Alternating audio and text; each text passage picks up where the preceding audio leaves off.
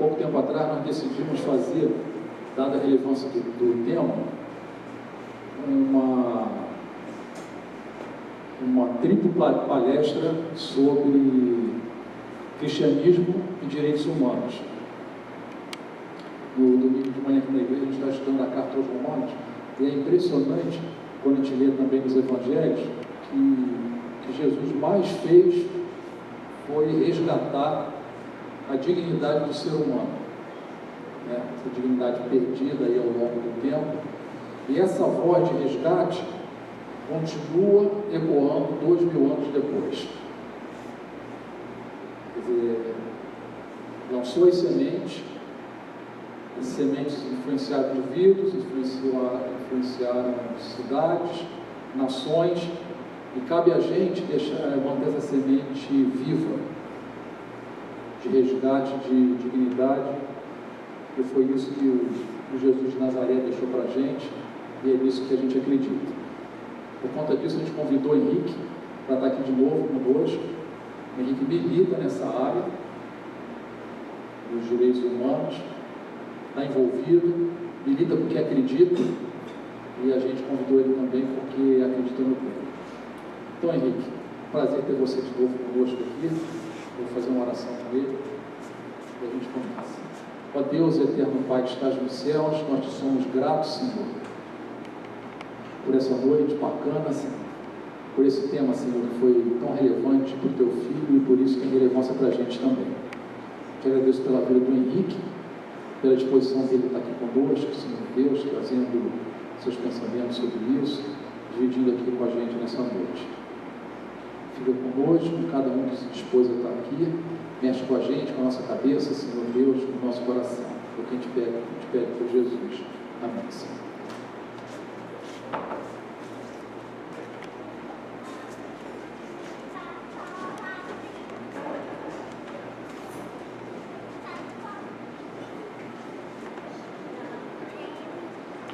Bem, boa noite a todos, boa noite a todas. Obrigado pela oportunidade de estar mais uma vez aqui. Vocês são realmente corajosos, me convidar 2 vezes, é algo muito impressionante e eu fico feliz por essa oportunidade de tratar de um tema que é o meu preferido, aquele que eu me envolvo desde a minha adolescência. Meu primeiro contato com a militância de direitos humanos foi quando eu tinha 17 anos e entrei na luta antimanicomial, denunciando o manicômio como um método, uma forma, uma perspectiva de tratamento daquilo que se convenciona chamar de loucura, que é baseado na exclusão, na violência, e de lá comecei a me envolver com diversas áreas daquilo que se chama direitos humanos. Antes de entrar no recorte que eu escolhi para tratar hoje, porque tratar de direitos humanos é tratar de muita coisa ao mesmo tempo. Então eu quero, assim, compartilhar uma definição básica deste conceito na história, para depois a gente trabalhar a temática que eu escolhi, que é profundamente urbana, carioca, niteroense. O conceito de direitos humanos, ele tem uma evolução histórica, mas a sua primeira formulação se dá no século XVIII, no contexto da Revolução Francesa, portanto, na queda, na desestruturação do chamado Antigo Regime Europeu. O Antigo Regime era baseado no Estado absolutista, ou seja, o rei é a lei, ele é o soberano, e na sociedade estamental, o que significa dizer que os direitos e os deveres das pessoas, na verdade, eram fruto do seu estamento. Então, o antigo regime europeu, que se inicia no século XVI e que sofre um colapso a partir do século XVIII, é baseado no absolutismo monárquico, nessa perspectiva soberana de governo e de uma sociedade dividida em estamentos. Bem, vem o processo revolucionário no século XVIII, tem o seu auge na França e depois ele vai se espalhando pela Europa, justamente dando fim a este modelo absolutista e criando o modelo que nós conhecemos hoje, o Estado democrático de direito.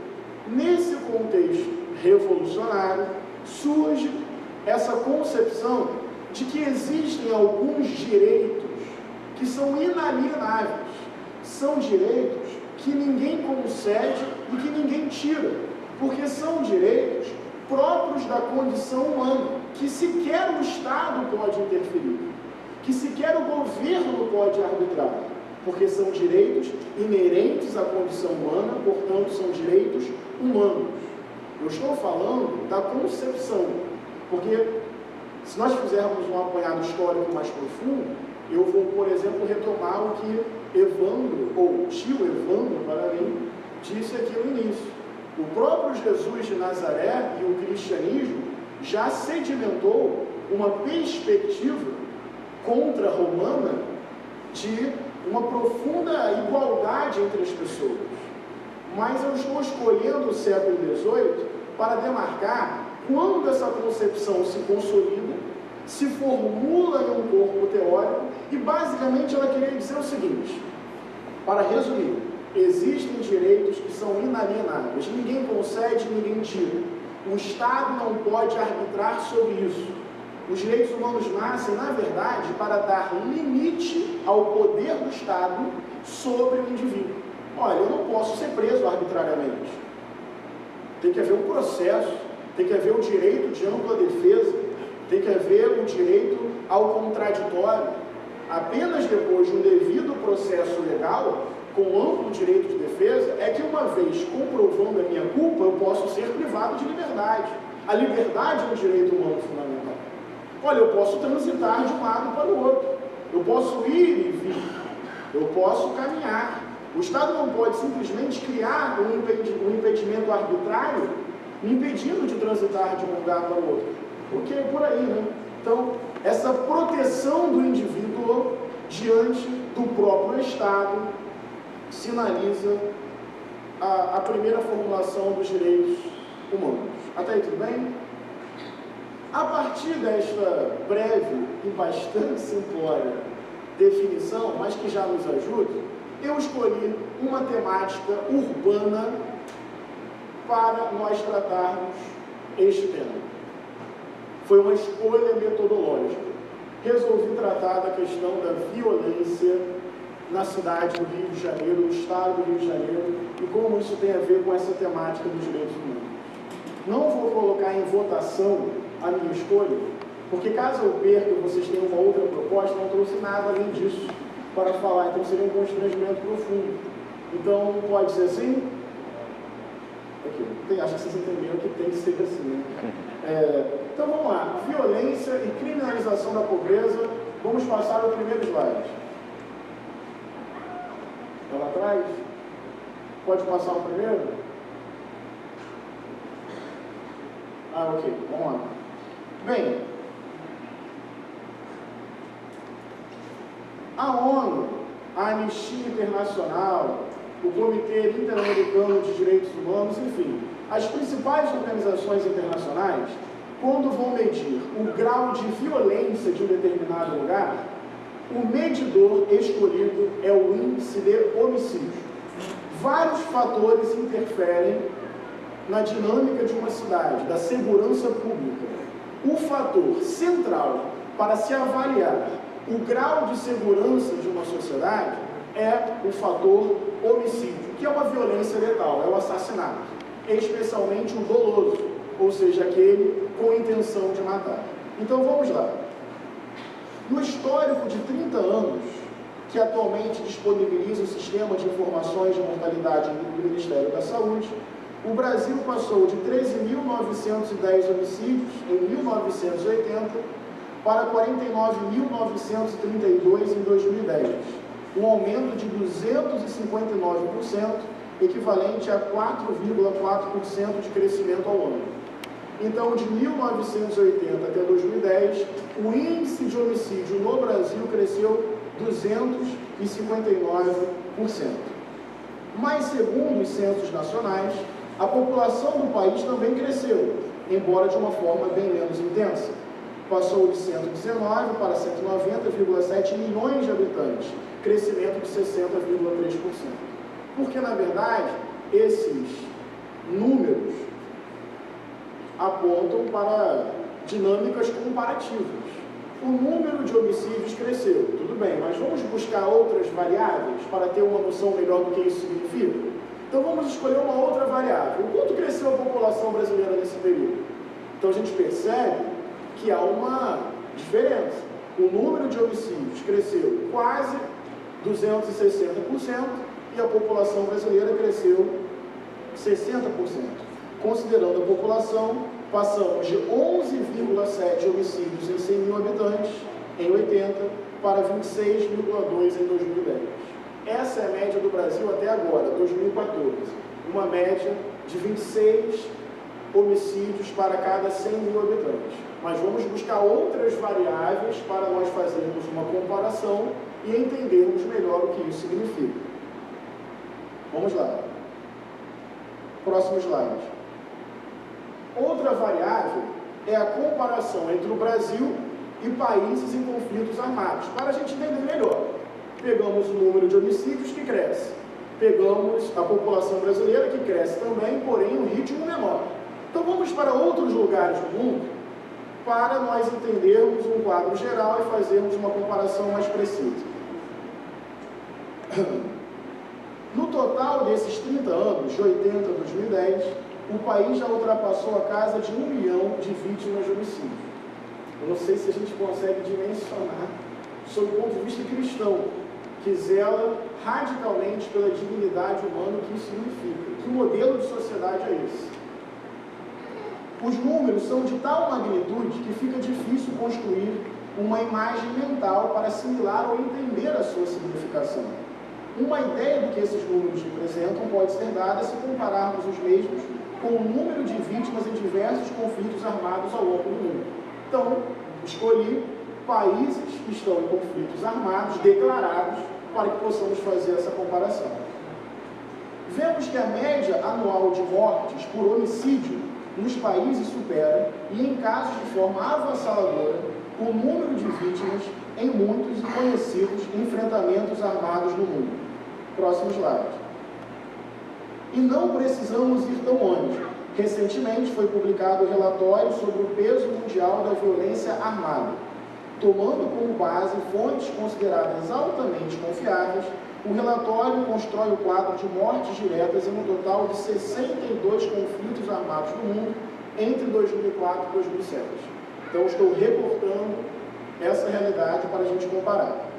Nos 12 maiores conflitos, que representam 81,4% do total de mortes diretas, nos 4 anos foram vitimadas 169.574 pessoas.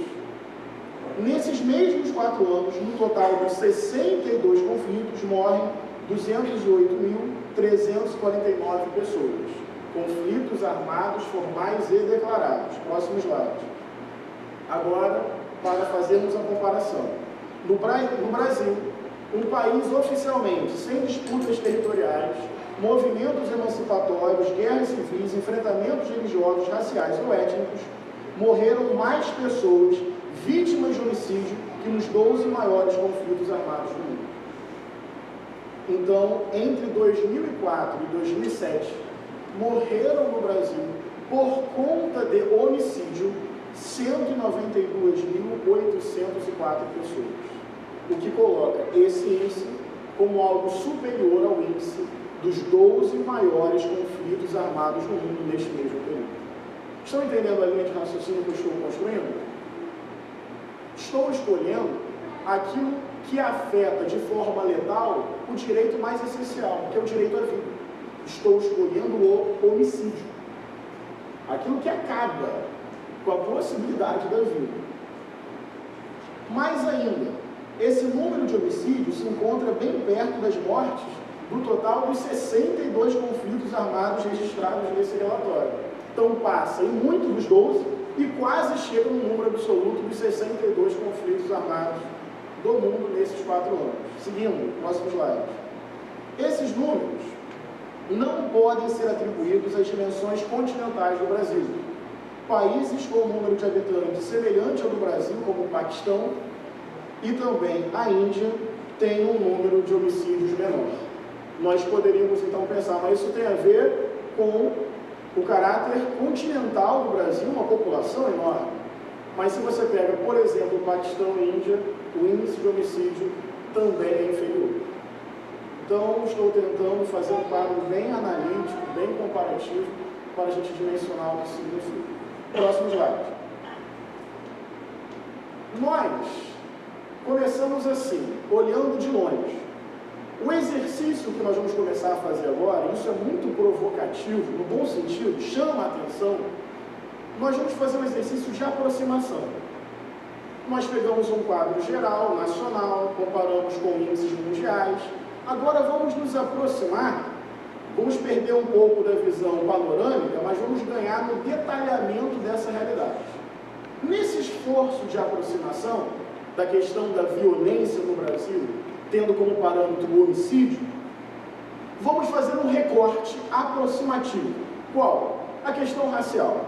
Vejamos, Brasil, 2002, 2006, 2010, homicídios contra brancos e negros.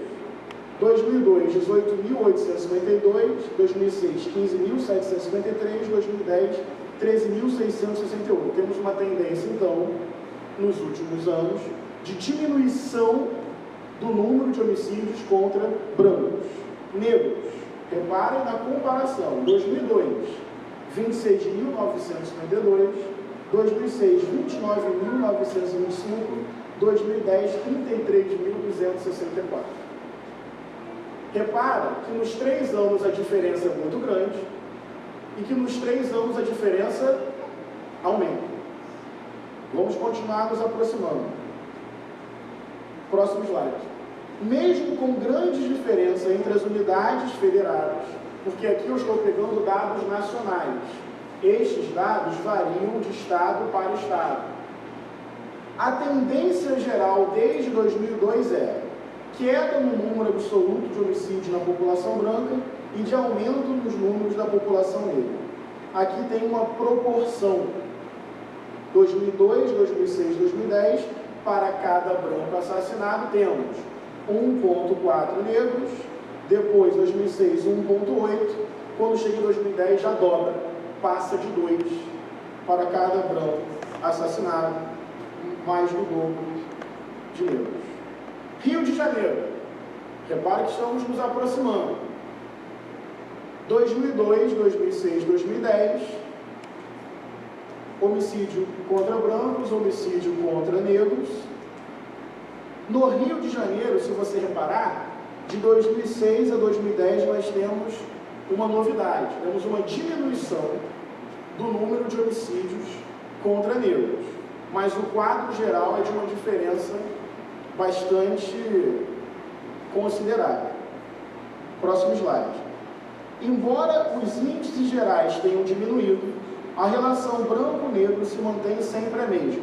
Para cada branco vítima de homicídio, temos cerca de 2 negros vítimas de homicídio. Evidente que isso já considera o aspecto proporcional. Próximo slide. Agora vai ficar mais dramático. É muito triste falar disso, no final eu vou comentar melhor, mas é muito triste, eu que sou da área superior às ciências humanas, né, eu tenho essa convicção de que as ciências exatas, viu, Ale, são ciências inferiores e as ciências humanas são ciências superiores. Amém? Glória a Deus. Mas, enfim, eu quero dizer isso porque eu queria que aos poucos nós entendêssemos que apesar da enorme quantidade de números, nós estamos falando de que exatamente? De gente. Estamos falando daquilo que Deus deu o sopro de vida, dentro da cosmovisão cristã, nada mais precioso que a vida. Então, apesar de ser uma fala muito técnica, eu queria que a acuidade de quem vê o mundo pela lente do homem de Nazaré fosse capaz de produzir no coração de vocês um certo espanto, um certo pesar, um lamento, porque estamos falando de um modelo de sociedade que mata. E mata, agora nós vamos ver, por isso que é dramático, estamos em um esforço aproximativo, nacional, mundial, nos aproximamos, questão racial. Agora lê, você que trabalha com adolescentes. Olha a questão juvenil, o que acontece em nosso país.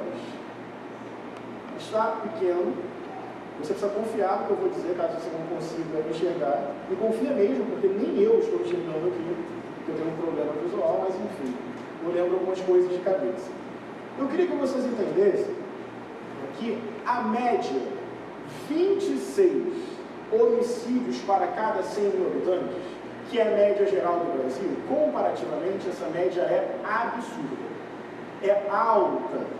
Isso sinaliza uma sociedade que tem a violência como dado cotidiano e letal. Se 26 por 100 mil é algo dramático, repare no que acontece quando recortamos faixas etárias. De 15 a 19 anos, a lei vai para 43. Isso, comparativamente, no final vou fazer um diagnóstico conclusivo. Isso é drama. Isso sinaliza que nós temos uma sociedade que mata jovens, não pontualmente, porém sistematicamente. De 20 a 24, chega a 60. 26, que é a média geral, é alto. 60 é inadmissível. Nós perdermos jovens assim, pela violência e pelo homicídio, é algo dramático. 30 a 35 cai um pouco para 41. Então nós temos ali um quadro mais crítico de 15 a 19 e depois de 20 a 24. Vamos seguir.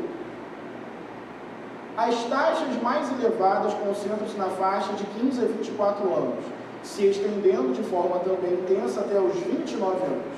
A partir dessa idade, as taxas vão se declinando progressivamente. Para verificar em que medida existe concentração de homicídios na faixa jovem da população, indicativo de provável existência de problemas nesse setor, isso indica que temos problemas em termos de juventude no Brasil. Foi proposta uma medida de vitimização juvenil por homicídio, que é um indicador reconhecido internacionalmente, que resulta da relação entre a taxa de óbitos por homicídio da população de 15 a 24 anos de idade e as taxas correspondentes ao restante da população, considerada não jovem. Dessa relação surge o índice de vitimização juvenil. Reparem, vamos lá. Próximo slide. Essa população não jovem é a que ainda não chegou à juventude, população de 0 a 14 anos, ali a faixa do Juninho, ou a que já passou dessa faixa acima de 25 anos de idade. Assim, o indicador de vitimização juvenil nos diz quanto maior é, em termos percentuais, a taxa de homicídio jovem com respeito à taxa de não jovens, de 0 a 14, 25 em diante. Assim, o percentual de vitimização de 150,2 no ano 2000 da tabela a seguir indica que os homicídios foram, nesse ano, 150,2% superiores ao do restante da população. O próximo slide é justamente isso. A taxa é jovem, a taxa de não jovem, e embaixo tem até uma setinha, que é um recurso muito interessante da tecnologia, é o índice de vitimização juvenil. Quantas vezes mais, em termos percentuais, morreram jovens do que não jovens? Reparem que o quadro fala por si mesmo. 150, 142%, 150, 150, 148%. Próximo slide. As taxas de homicídio juvenil na faixa de 15 aos 24 anos de idade são muito elevadas quando comparadas ao do resto da população. Efetivamente, podemos observar que, em todos os anos da década considerada, 2000 a 2010, as taxas jovens mais que duplicam as taxas da população não jovem.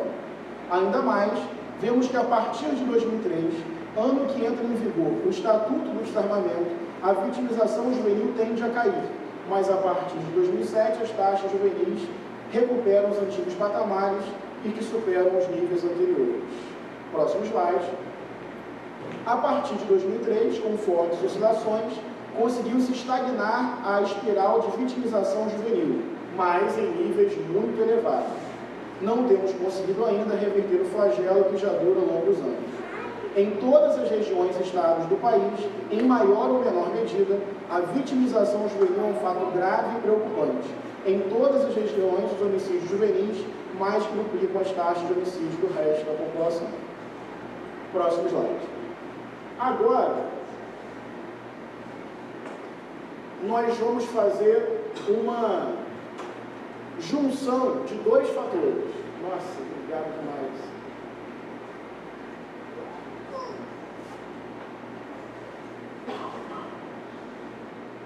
Agora vai ficar mais dramático, porque nós vamos juntar dois aspectos.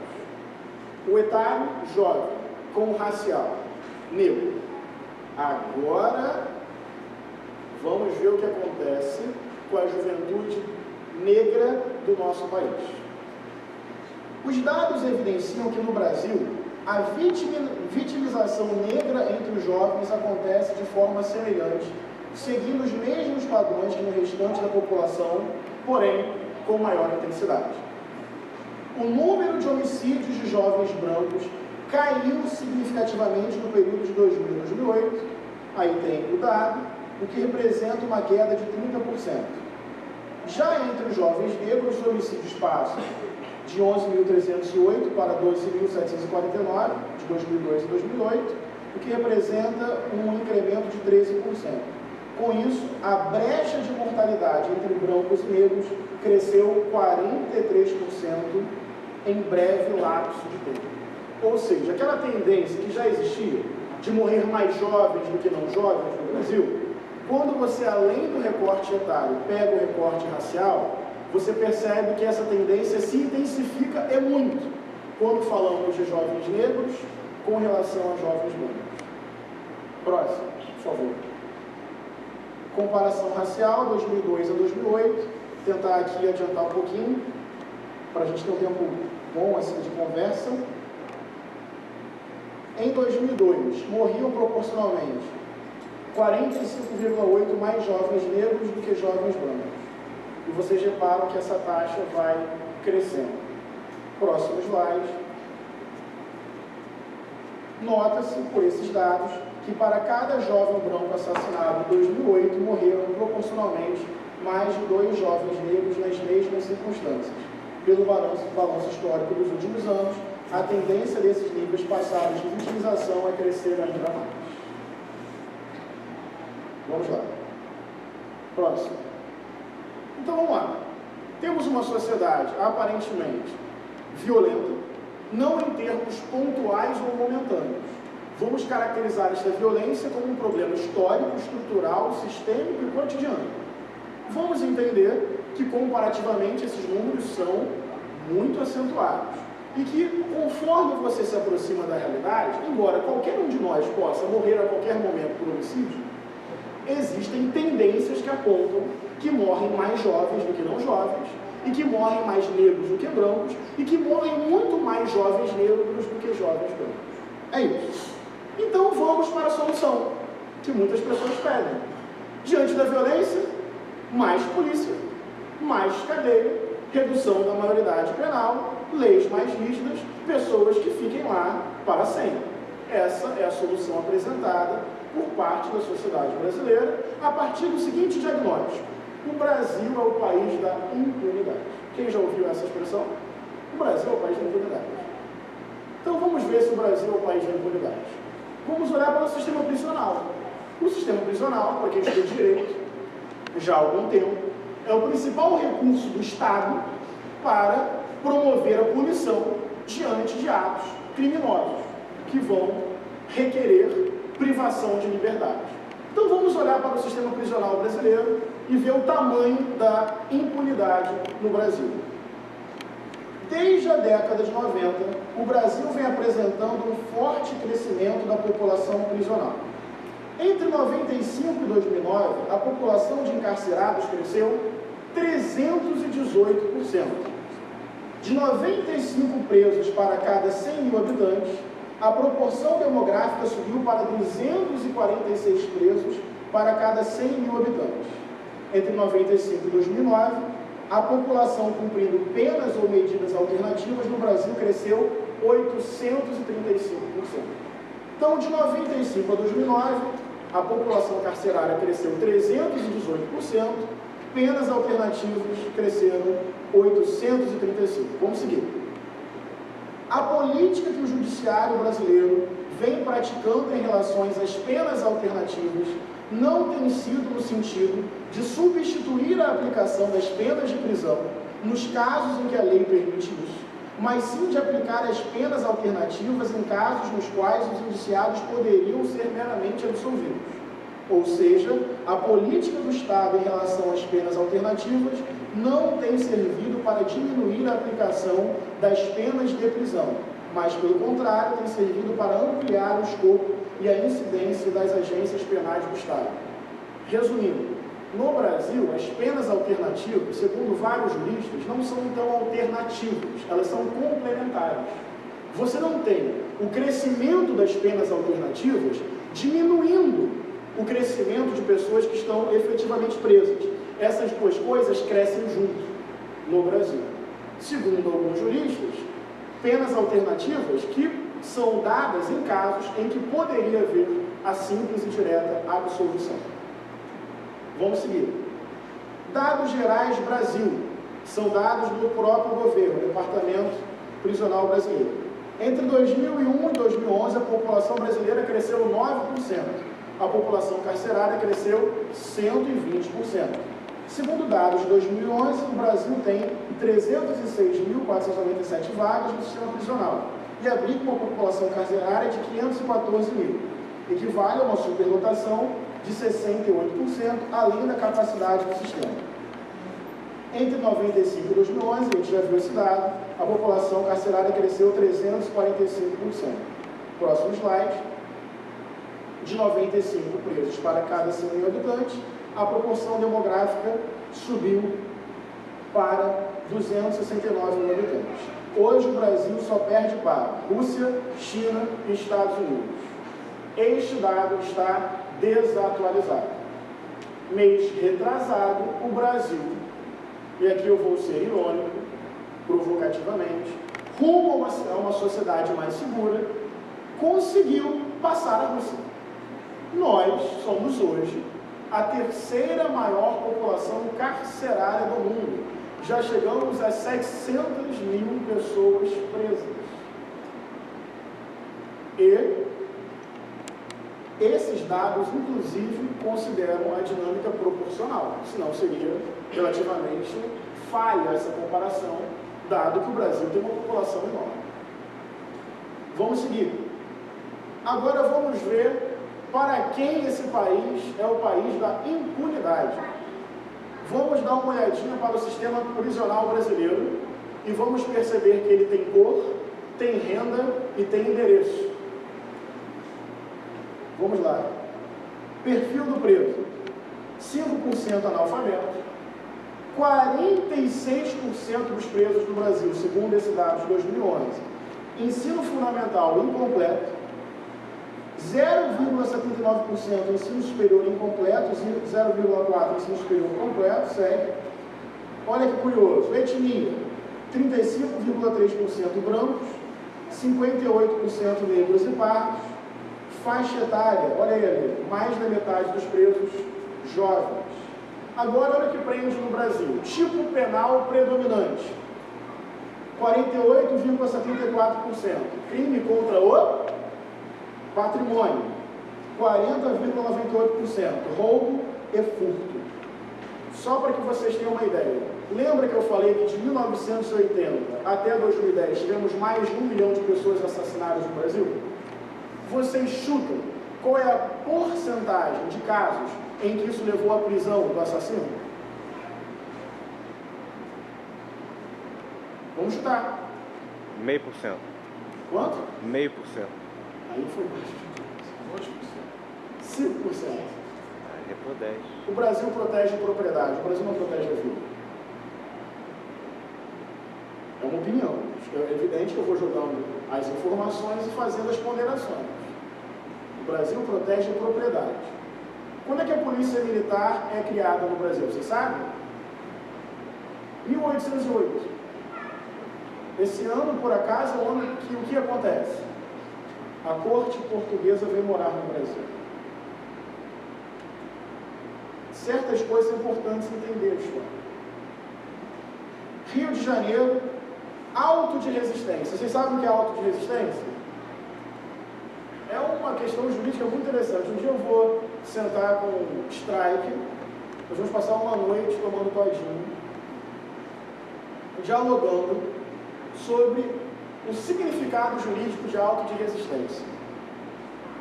É quando há o homicídio por parte do Estado, mas isso não é caracterizado como homicídio, porque a justificativa estava em uma situação de enfrentamento. Portanto, o agente do Estado matou por conta de legítima defesa ou para proteção de outros. Logo, não é homicídio, é auto de resistência. A ideia me parece razoável. Agora, vamos ver como esta ideia se aplica e como o auto de resistência, que você vai tentar explicar isso fora do Brasil, já tentei explicar que a nossa polícia é a que mais mata no mundo. 2 pessoas por dia são mortas pelo Estado brasileiro. As reações são mais ou menos assim: polícia mata? Sim, mata. Mas 2 pessoas por dia? Sim, um dia bom. Porque nós naturalizamos a violência do Estado como um mecanismo suposto de proteção da ordem. Isso vira máquina de guerra que nos ajuda a entender todas as outras questões que já vimos. Essa estranha mania da humanidade, aí ele vem mais preparado, né? Não, show de bola, obrigado. Só queria fazer uma reclamação, pode, Ale? Da última vez que eu vim, as minhas piadas tiveram mais êxito. Aqui eu já tentei 3 ou 4 vezes provocar aquele ambiente descontraído, que as pessoas riem, elevam minha autoestima. Os dados. Tá bom, obrigado. O problema não é comigo, porque as minhas piadas são boas. Obrigado. Depois desse momento terapêutico, pessoal e egoísta, voltemos à realidade do nosso país. Auto de resistência. Strike, tá aí? É o strike ali. Dá tchau pra gente. Bem, você vai ver aí. Ih, rapaz, tem nome de candidato. Vou pular um pouco, isso tem nome de candidato. Auto de resistência, tá aí já? Aí. Vamos lá. Você vai ver a evolução do auto de resistência na cidade do Rio de Janeiro. Vamos pegar 1997, 2013 para ganhar tempo? Essa é uma pergunta que eu ia fazer. Esse auto de resistência dos 2 lados. Não, auto de resistência só serve para a polícia. Não, eu sei. É para o Estado. Mas como policial pode? Não, aí não é isso. Tem outro dado, já vai chegar. Não é homicídio. Já vai chegar. Não, aí é homicídio. Auto de resistência é uma tipificação jurídica exclusiva para o agente do Estado, para ele não ser preso porque matou alguém, se essa situação foi uma situação de enfrentamento em que ele não tinha outra opção senão matar. Portanto, a definição jurídica do auto de resistência só serve para agente do Estado. Tem um outro dado que já vai chegar, que vai mostrar que a polícia que mais mata no mundo, e eu acho que tem a ver com a questão do Gilberto, é também a polícia que mais morre. É sistêmico, só tem vítima.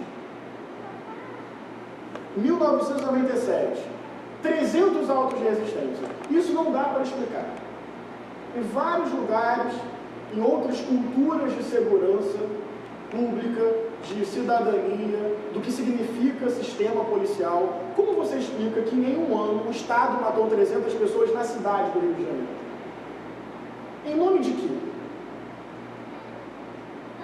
Quando vai para 2013, 415 pessoas morreram por conta do Estado, com a tipificação do auto de resistência. Legítima defesa, necessidade de ação do Estado.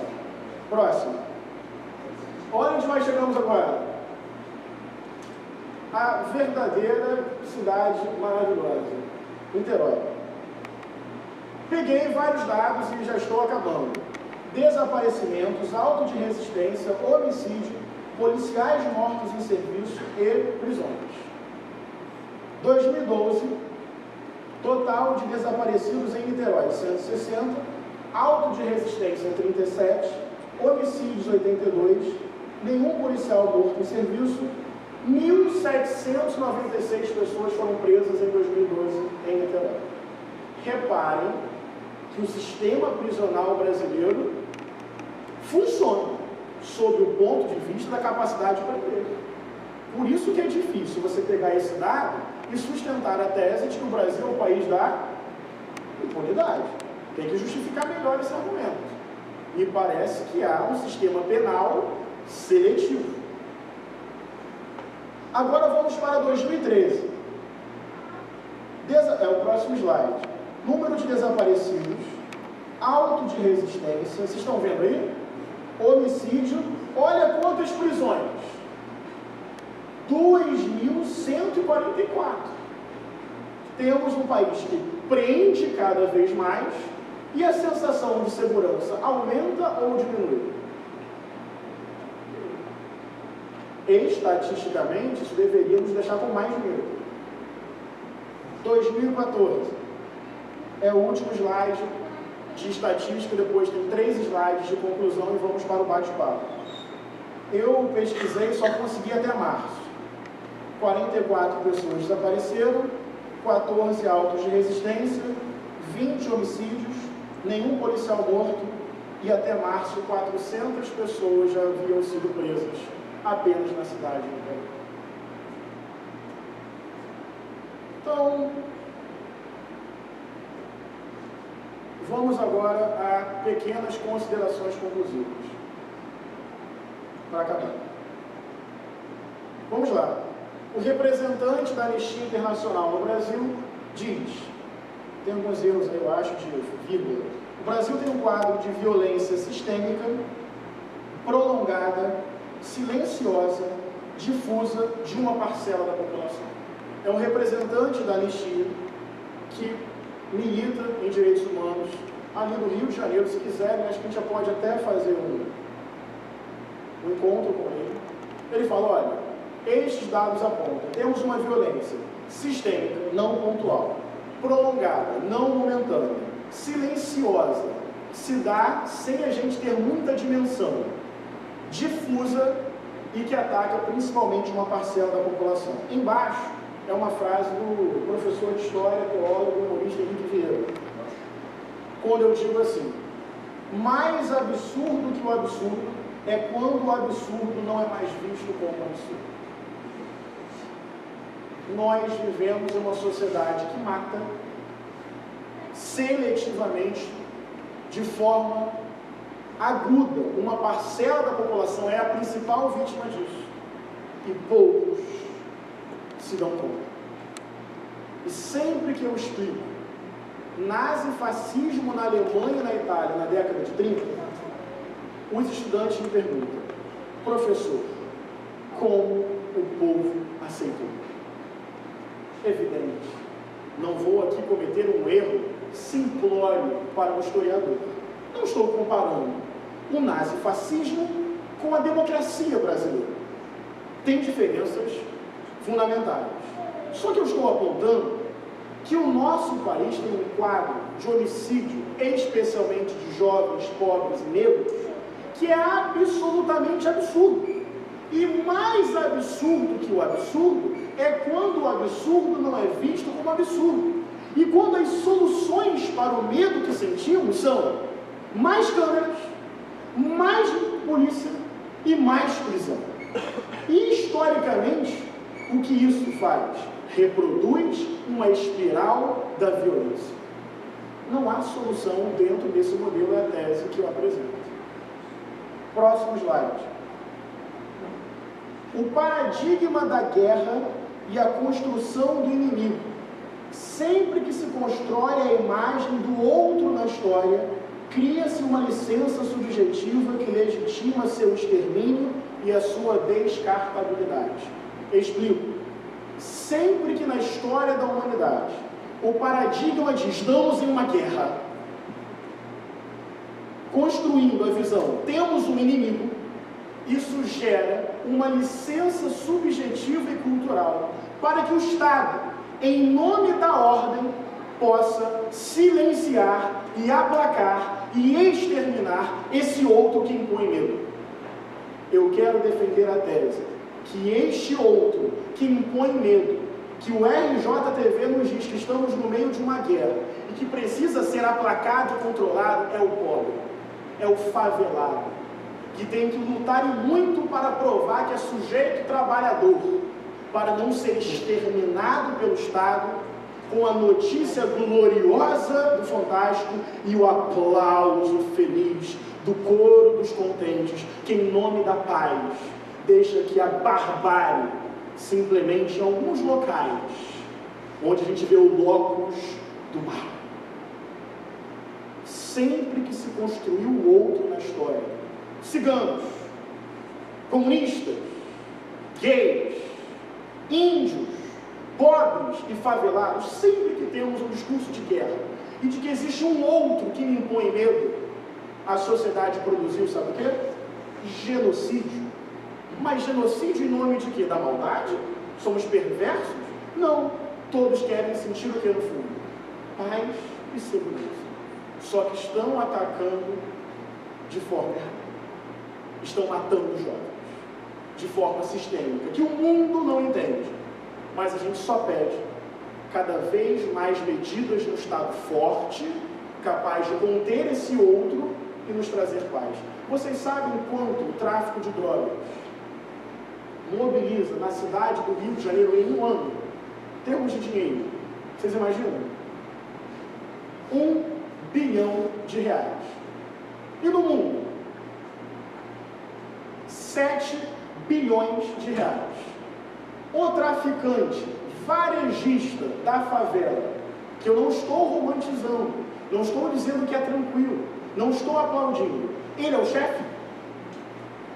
Vocês sabiam que o HSBC foi descoberto pelo Senado dos Estados Unidos com um crime complexo de lavagem de dinheiro relacionado ao tráfico de drogas? Quando nós vamos entender que a chamada guerra às drogas é, na prática, guerra ao varejo? Porque os mecanismos que reproduzem a violência estão intocados.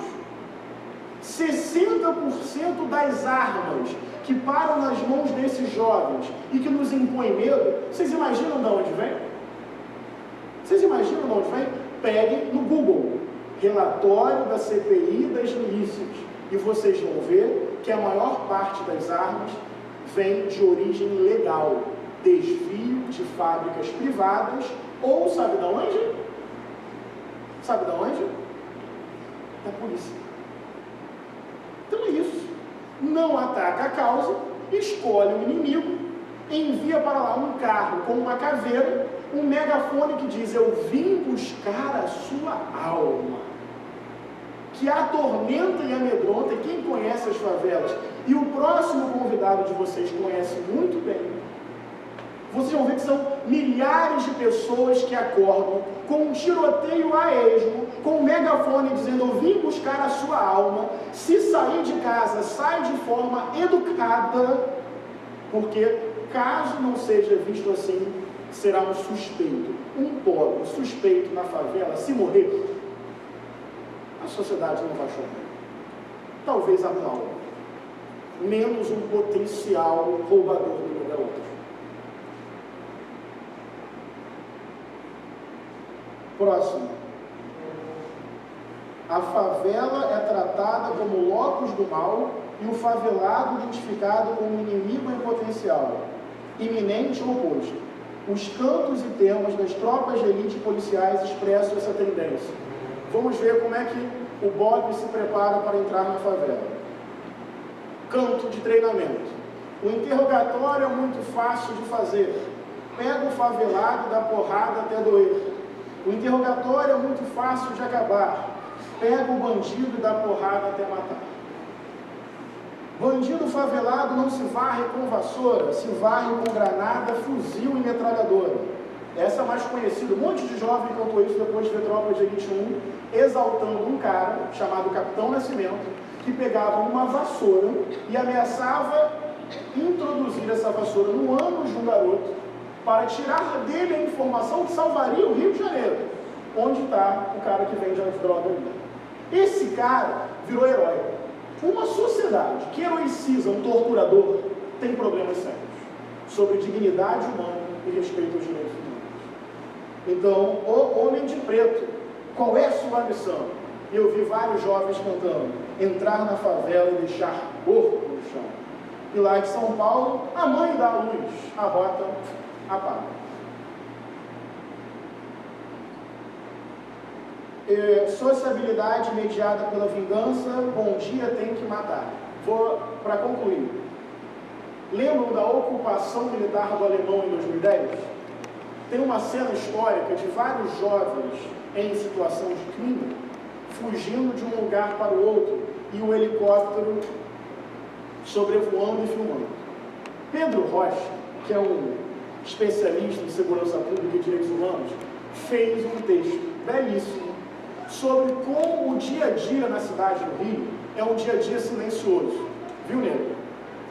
As pessoas não se dão bom dia espontaneamente. Por mais que o carioca tenha essa fama de gente boa, nossa cidade, na correria, vou para o trabalho, a gente passa rápido. Ele fez uma pesquisa antropológica de como as pessoas que no dia a dia não se falam começaram a se falar por conta daquela imagem. Ou seja, aquela imagem provocou uma sociabilidade entre as pessoas. Só que ao invés delas se darem bom dia, havia um consenso na sociedade. Meu Deus, como aqueles jovens correram e a polícia não matou. Pessoas que não se dão bom dia se falam, exigindo um Estado mais forte, dizendo que chance perdida. Quantas pessoas não poderiam ser assassinadas ali e depois eu que sofro, porque ela pode vir me matar? Verdade, pode. Então mata. Eu nem discordo que ela pode te matar. Eu só acho estranho quando a gente acha que a guerra vai produzir a paz. Eu quero ver o substancial bíblico para nos dizer que guerra produz paz. Talvez no Antigo Testamento, no Novo acho mais complicado. Trata-se da naturalização e da exaltação da violência. Para terminar, falando sobre o alemão, em 2010 o exército foi chamado a reprimir e controlar uma parcela de habitantes da metrópole, que são, em sua maioria, precariamente ligados ao sistema de trabalho e ao consumo de mercadorias. E olha só, deixaram de ser funcionais no patamar econômico atingido pelo espetáculo do crescimento, portanto não têm sequer o direito de sonhar com algum tipo de integração ou reconhecimento. Essa é talvez a tese principal da minha fala, quando o ordenamento social se apresenta como um conjunto de ilhas de prosperidade, cercada de pobres de todos os lados, esse grande contingente populacional sobrante torna-se um problema demográfico. As pessoas querem resolver o problema social no Brasil dizendo que o pobre não tem que ter mais filho. É isso. Toda a complexidade social e econômica de um país que ficou 300 anos na escravidão, as pessoas acham que vão resolver dizendo: por favor, planeja melhor a sua família, vai lá e se esforça, estuda e trabalha que vai dar certo. Como se esforço individual determinasse rico, pobre e classe média. Classe média, então, aquele cara mediano, nota 6 na escola. Não foi ruim para ser pobre, mas também não foi tão bom para ser rico. Eu não caio nessa.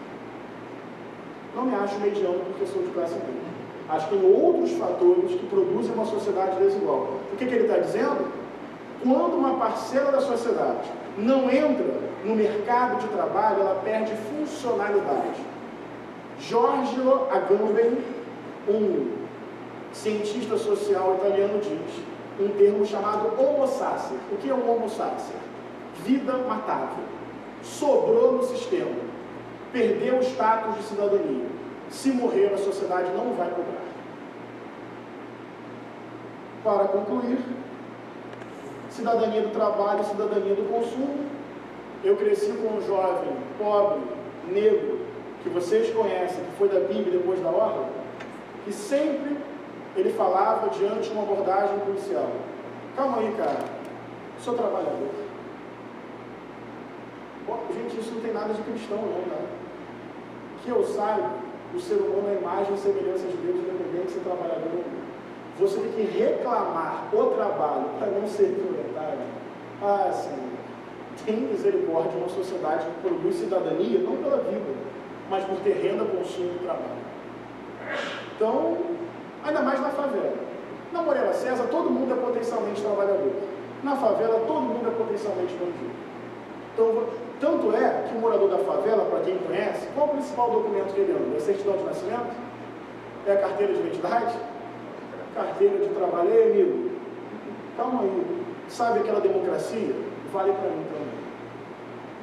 Termino com uma poesia de Dom Helder Câmara, grande padre que lutou contra a ditadura militar. Ele vai falar do Papa, mas calma lá, sem arrogância nossa dos protestantes, que isso vale para nós também. Sonhei que o Papa enlouquecia, e ele mesmo ateava fogo ao Vaticano e à Basílica de São Pedro. Loucura sagrada, porque Deus ateava o fogo que os bombeiros em vão tentavam extinguir. O Papa, louco, saía pelas ruas de Roma, dizendo adeus aos embaixadores, credenciados junto a ele, jogando a tiara ao Tigre, espalhando pelos pobres todos o dinheiro do Banco do Vaticano. Que vergonha para os cristãos, para que um Papa viva o Evangelho, temos que imaginá-lo em pleno loucura. Humilde e singelamente, tio Evandro, minha contribuição para o nosso debate, com a graça de Deus. Amém?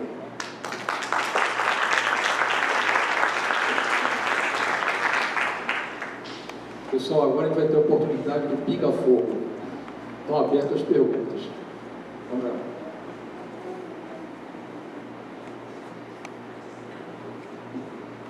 Som.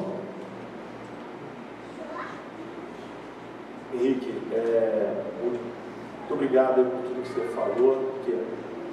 Então, Manuel, tudo que você falou desses dados sobre violência, o tráfico de drogas, ele é fundamental nisso aí, de negros, jovens, favelados morrendo aí. Então, não é meio hipocrisia a gente discutir uma lei antidrogas que cria um mercado, não combate, não previne esse mercado antidrogas e que cria condições de um mercado ilegal de drogas que gera tanto recurso. Né? E a gente não devia discutir essa descriminalização das drogas e pensar nisso de uma forma como outros países estão fazendo, que tem alcançado o uso da droga de uma forma controlada, né? E que a gente já tem tanta droga aí que é vendida nas farmácias e nos bares aí de uma forma tão... E assim, a gente é hipócrita de não discutir essa descriminalização da droga e às vezes até um novo conceito em relação à maconha, alguma coisa que a gente possa pensar disso de uma forma, discutir de uma forma séria, né? Não ficar criando situações que a gente vai diminuir essa questão, porque a droga ilegal está gerando violência, que é o pior do que qualquer coisa que uma droga pode gerar, é essa violência. Bom, obrigado. Manuel, só para explicar, de vez em quando eu fico anotando aqui, a partir da pergunta. Vou partir da teologia. Posso? Nós, cristãos, podemos, por vezes, não é uma regra da experiência cristã em hipótese alguma. É quase que uma distorção. Nós, às vezes, produzimos alguns conceitos olhando para cima. Vou chamar isso aqui de metafísica. Não estou falando de Deus, não. Falando assim, para um campo ideal. E não produzimos as nossas opiniões olhando para o campo real. O Evangelho nos ensina que Deus ama tanto esse campo real que ele se tornou parte desse campo real em Jesus de Nazaré. Enquanto várias perspectivas religiosas, que eu também admiro, mas não são as minhas escolhas, trabalham uma ideia muito metafísica, lá abstrata, o Evangelho fala de um Deus que se tornou matéria, carne, em Jesus de Nazaré. Por que fiz uma introdução teológica? Primeiro, porque tudo que eu falo, eu tento partir da minha experiência com Deus por meio de Jesus. Segundo, para dizer o seguinte: nossa, o uso das drogas faz mal. Então, obviamente, nada mais óbvio que a droga seja criminalizada. Ok. Parte de um pressuposto, a partir desse pressuposto, impus esse pressuposto à realidade. E é isso. Não, a droga é mal. Não, a droga é mal. Não é... Vamos lá. Olhando para a realidade. Primeira questão que aparece. A primeira divisão que existe nessa realidade é entre drogas lícitas e drogas ilícitas. Porque vão ter que me provar que álcool não é droga. Vão ter que me provar que cigarro não é droga. Aliás, vão ter que me provar que Rivotril não é uma droga. Se você pega a definição de droga da ONU, então, eu que estava enjoado agora há pouco, acabei de me drogar. A Kel, estudante de medicina, foi e me deu algum remédio, nem sei o nome, confiei nela. São quase 3 anos de casamento, acho que já posso tomar um remédio, sem tanto questionamento, né? Então, qual o nome do remédio, Kel, que eu tomei? Você não sabe, né? Você me deu? Agora eu... Bromas, isso que ela falou. Então, a primeira divisão, na minha opinião, é acabar com uma certa hipocrisia e entender que existem drogas ilícitas e existem drogas lícitas. Agora, alguém quer discutir a criminalização do álcool? Se criminalizar, aquilo que mata vai matar mais. Aposto. Aposto que vai matar mais. Estados Unidos provaram isso. A lei seca. Então, acho que a primeira coisa é entender que droga é aquela substância que traz algum tipo de transformação ao nosso organismo. Existem drogas legalizadas e drogas ilegalizadas. Existem drogas curativas com alguns efeitos colaterais, existem drogas mais destrutivas com sérios efeitos colaterais. Primeira definição. Segunda questão.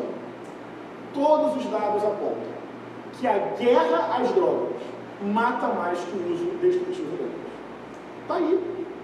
Boa parte desse quadro de letalidade nas cidades se dá por conta do combate que o Estado opera para o combate irracional ao varejo da droga. Não é o sistema internacional.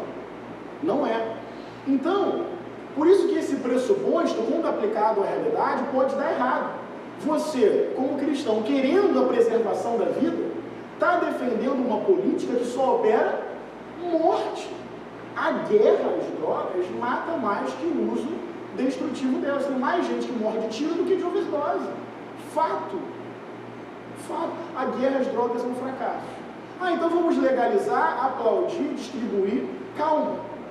Legalizar significa trazer para o controle do Estado. Não significa estimular. Eu sou contra, nem sei se meus companheiros de militância concordam comigo, mas eu sou contra a propaganda de cerveja. Eu acho errado. Aquela propaganda, tal, no final aparece pequenininho, beba com moderação.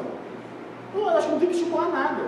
Eu acho que tem que legalizar, regulamentar, tirar da ambiência clandestina do tráfico e da polícia, muitas vezes, e ter uma política de educação, de prevenção, de conscientização e, no caso do uso ser destrutivo, não é todo uso de drogas ilícitas que é destrutivo, ter política de polícia e de prisão, não, ter política de saúde e assistência social.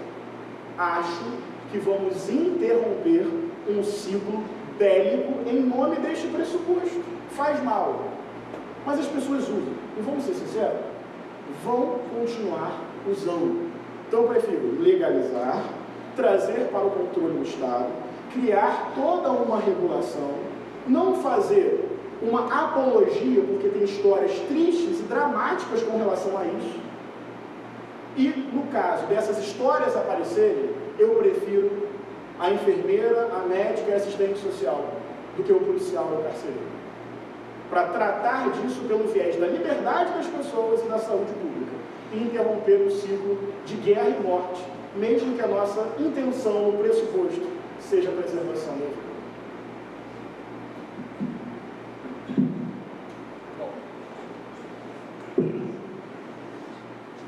Henrique, prazer falar com você. Você é o primeiro político que eu votei e ganhou. E eu, de vez em quando, vou lá na Câmara, adoro ouvir você e o Paulo Eduardo falando. Vocês são luz ali. Não é porque você é crente, não, porque você traz inteligência ali. Cara, minha pergunta é o seguinte. Quando a gente vê criminosos morrendo, tem gente dos direitos humanos lá, o policial morre, ninguém fala nada. Então, quer dizer, hoje a nossa concepção de direitos humanos, ela está muito ligada à criminalidade, à defesa da criminalidade. Você não acha que isso reduz um pouco a importância do que vocês fazem?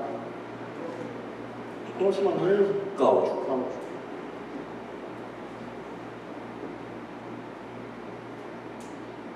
A perspectiva de que nós aparecemos nesses casos, eu acho que ela tem duas falhas.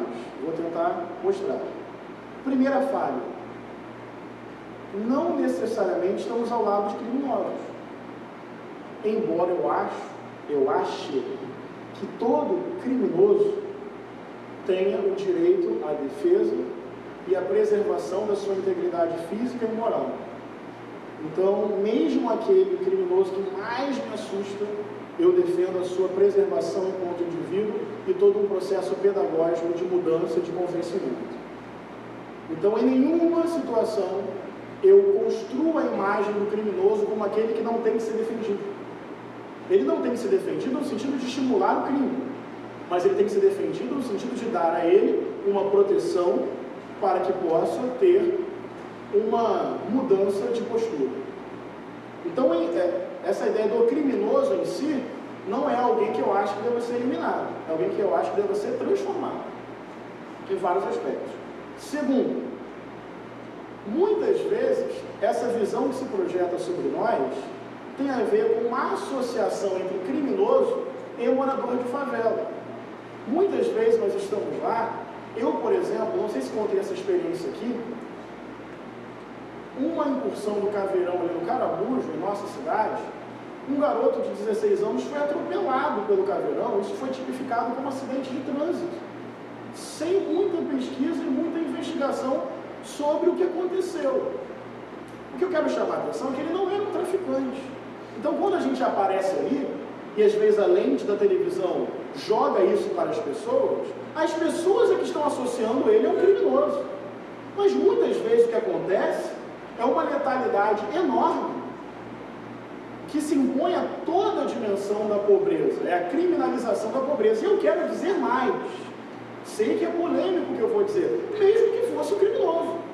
Eu não defendo esse tipo de ação letal, que tira a vida da pessoa como se isso fosse produzir paz social. Então, assim, em primeiro lugar, nenhum criminoso eu acho que não mereça defesa.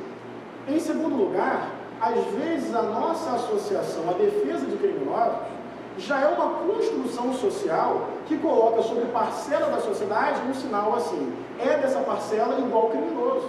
E o que nós estamos denunciando é que não é assim, e que o Estado opera diversas formas de letalidade e vitimização.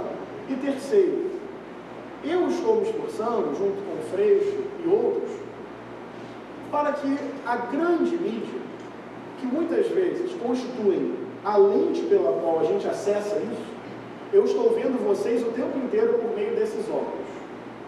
E nós temos um país pouquíssimo democrático em termos de meios de comunicação. Não tem muita diversidade de opinião na TV aberta, por exemplo.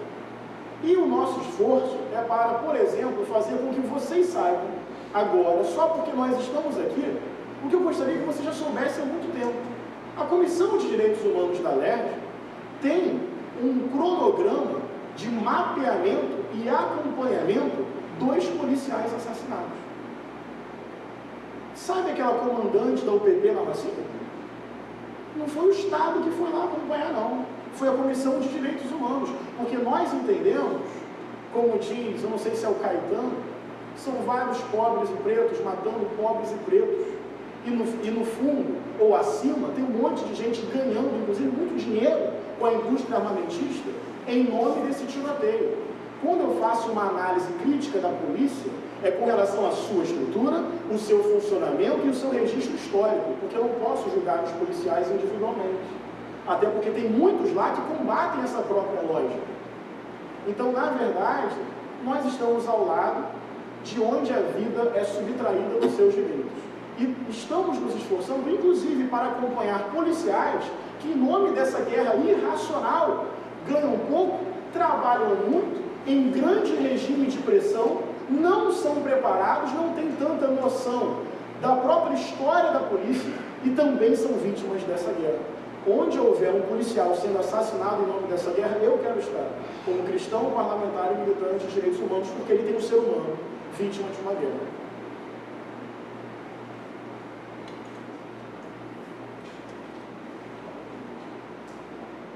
Prazer, Henrique. Prazer. Eu sou a Priscila. E você falou da questão do jovem, da questão dos policiais militares, mas a gente atualmente tem vivido numa situação em que também o poder...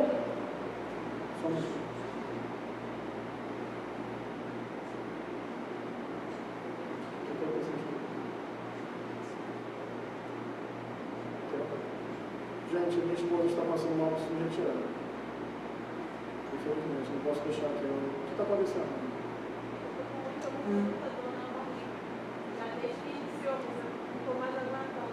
Eu preciso sair. Você me perdoa? Claro. Desculpa.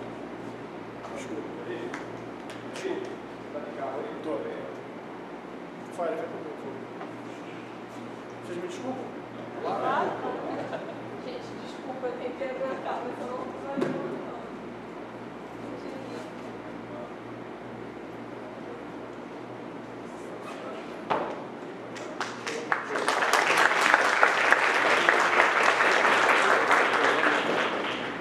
Pessoal, vamos encerrar então.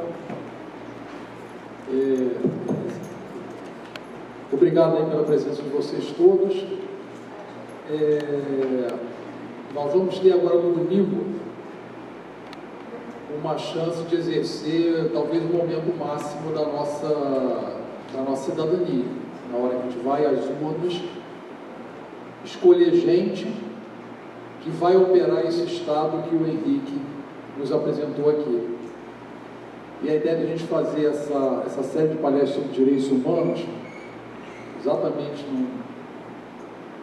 tentar fazer antes das eleições, o que vai acontecer mais uma vez, é estimular vocês a, na hora de buscar quem é que vai ocupar a cadeira desse Estado, vocês olharem também sobre essa perspectiva que foi apresentada aqui para a gente hoje. Não é simplesmente... A gente olha por muitas variáveis, né, na hora que a gente vai escolher. Mas a gente entende dentro do quadro que foi apresentado aqui, que essa é uma variável fundamental. A gente não pode continuar tendo um Estado que, embora seja democrático, age de uma maneira que não é democrática, porque não preserva a vida do cidadão. Então, isso é um estímulo a vocês. Olha, já foi dado, e no domingo nós vamos estar lá, todos exercendo o nosso direito de voto, e o estímulo é que vocês olhem, escolham também sobre essa perspectiva. Tá bom? Obrigado a todos, uma boa noite.